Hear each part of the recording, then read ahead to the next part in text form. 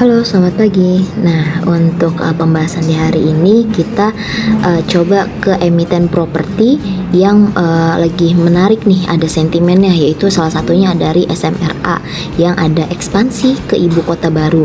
Nah, di mana dia itu ada salah satu untuk proyeknya adalah pengerjaan untuk adanya hunian bisa menampung 14.500 orang ASN dan Hankam yang di lokasi tersebut gitu ya.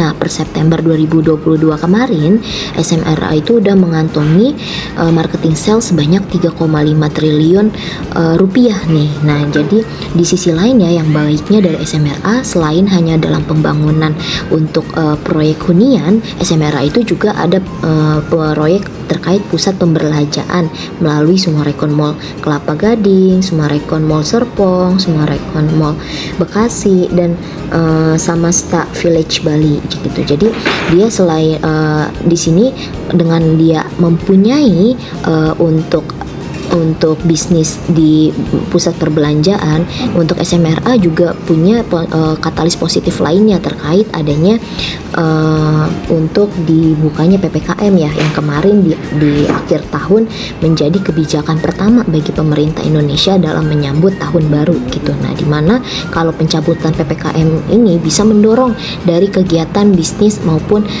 consumer spending nih, dan ini juga bisa mendorong untuk pertumbuhan properti retail. Kalau di sini untuk properti yang bisa terdorong mungkin dari saham-saham yang memang dari emiten-emiten yang memang memiliki juga tadi seperti SMRA ada diversifikasi selain untuk proyek pembangunan hunian juga ada pusat pembelanjaan mall. Nah, ketika nanti untuk pusat pembelanjaan mall ini juga mulai meningkat gitu ya. Nah, ini juga bisa kurang lebih berpengaruh juga nih kepada sektor retail. Nah, kalau kita lihat untuk di chartnya sendiri untuk di saham-saham properti untuk saat ini secara kekuatan sellernya sudah mulai menipis ya. Kalau kita lihat semuanya sudah berada di RSI oversold semua nih, sudah mulai menuju level 30% untuk RSI-nya. Tapi memang untuk saat ini kalau dilihat dari sisi bandarmologinya belum terlalu kuat untuk mengindikasikan mulai ada akumulasi gitu. Jadi kita baru melihat aja mulai ada pengurangan dari sisi sellernya nih. Nah, contohnya kayak kalau untuk di saham SMRA-nya sendiri untuk saat ini berada di level 560. Untuk di support klasiknya ini berada di 545.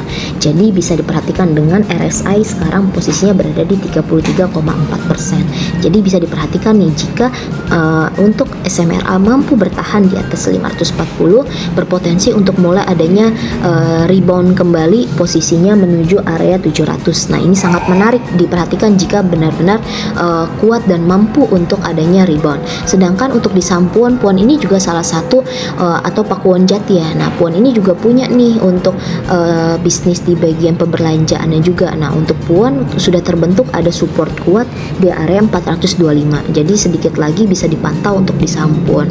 Terus juga untuk di CTRA nih. CTRA ada di support minornya sudah tertembus. Jadi kita tunggu coba ke support yang agak klasiknya yang paling bawah di sekitar 810. Nah, untuk saat ini RSI-nya sudah berada di titik 30%. Jadi sudah menarik secara kekuatan sellernya sudah mulai masuk ke oversold ya, atau jenuh penjualan.